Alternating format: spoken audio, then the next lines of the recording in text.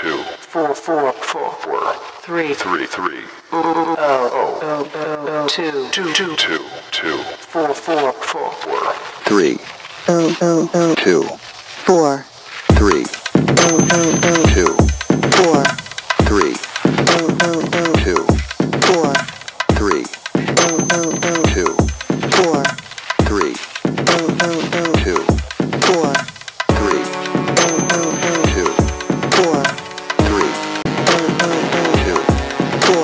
3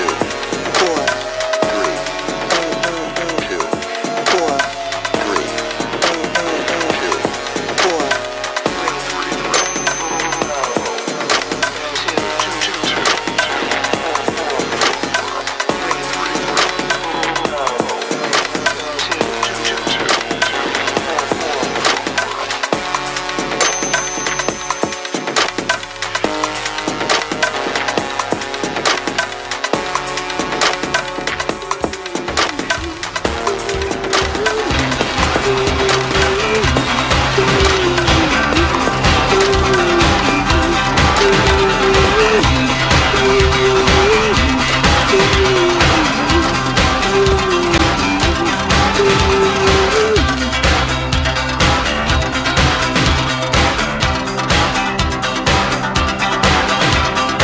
4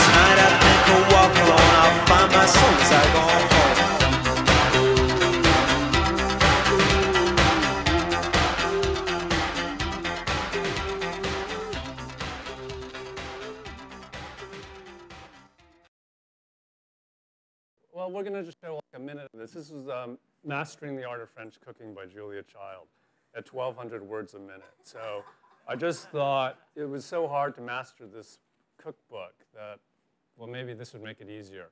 And we used a little punctuation red to spice it up.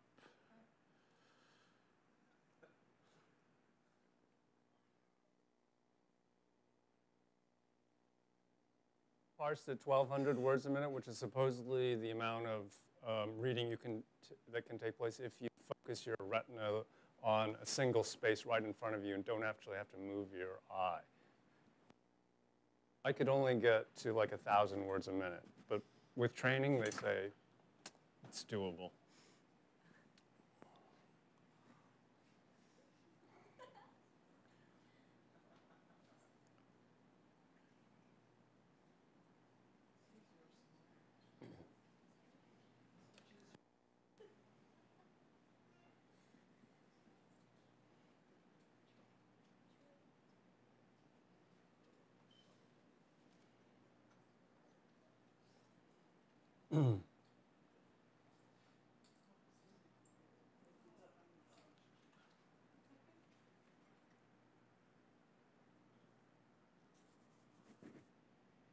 So these pieces were all to be read. I think the last piece should have been a little larger, but I noticed there was a fly at one moment. Could you see that fly in the back?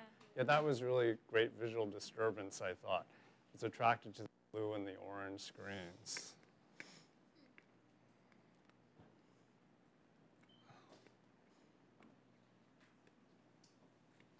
So this is the 4-hour reading exercise. That's fine.